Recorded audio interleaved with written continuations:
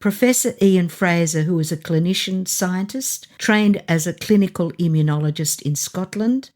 As a professor at the University of Queensland, he leads a research group working at TRI in Brisbane, Australia, on the immunobiology of epithelial cancers. He is recognised as co-inventor of the technology enabling the HPV vaccines currently used worldwide to prevent cervical cancer. We women are thrilled. Thank you. He heads a biotechnology company, Jinjiang Medicine, working on new vaccine technologies, and he's a board member of several companies and not-for-profit organisations. He was the inaugural president of the Australian Academy of Health and Medical Sciences and a member of the Australian National Science and Technology Council. He chairs the Australian Medical Research Advisory Board of the Medical Research Future Fund. He was recognised as Australian of the Year in 2006, recipient of the Prime Minister's Prize for Science and of the Bolzan Prize in 2008, and was elected Fellow of the Royal Society of London in 2012. He was appointed Companion of the Order of Australia in the Queen's Birthday Honours List in 2013.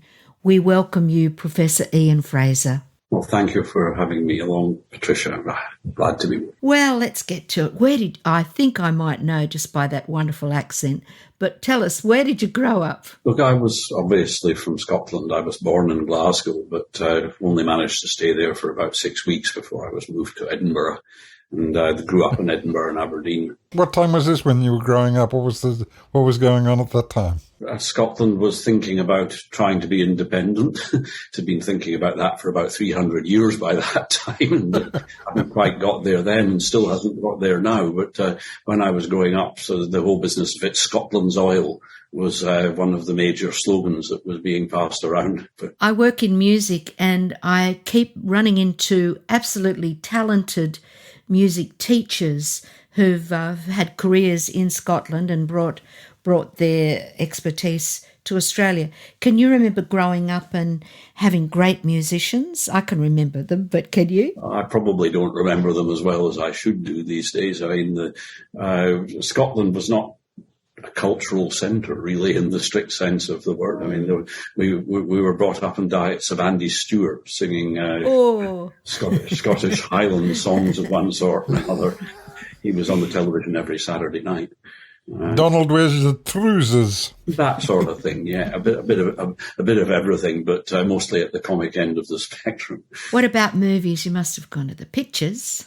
Yeah, look, the very first picture I remember going to see was Lawrence of Arabia, which was really, I mean, in those days going to pictures was a big treat, and it was actually a treat for a birthday party for me for about my 7th or 8th birthday. Wow. I just remember being rather impressed by the scenery and the music. Can't remember the plot very much. I know I can retrospectively put it together because obviously he was pretty famous as Lawrence of Arabia, but it was more the settings that were impressive for me. What brought you to Australia? Well, the standard answer is Qantas, of course, but I actually came out here, first of all, as a student. I was a medical student in Edinburgh, and you had to spend 3 months somewhere other than Edinburgh during your training. And at that time, the Australian government had a great scheme whereby you could fly out to Australia for free as an undergraduate because they were wanting to lure engineering students. And so, funnily enough, out of the 100 or so of us that came out, there were about 98 engineering students and then a token medic somewhere thrown in for good measure. So I came out to Melbourne for 3 months and worked in Melbourne in a research laboratory there. Actually didn't. What I really did was I got a Greyhound bus pass and went all around Australia, slept in the buses and met up with people around the country. You've probably met and seen more of Australia than most people have, but obviously you loved it enough to stay. What kept you here? Well, look, again, the answer is a job, but I went back to Scotland to finish my medical training and indeed then worked for a few years in Scotland.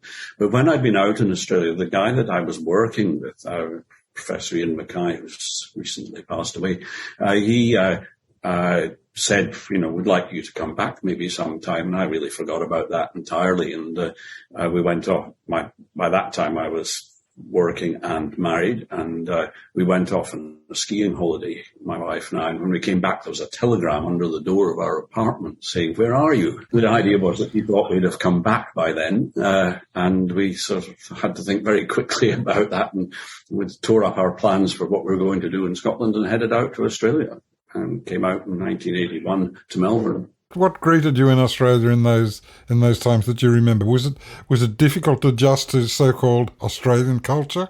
Oh, look, I'd had the 3-month training period in 1974 when I came out, and I'd been part of the student culture then. The students were actually, in comparison with Scotland, they were relatively docile. I mean, in Scotland, we were fairly aggressive as students and had opinions on things, but the students then were just having a good time. I mean, they were enjoying the student life.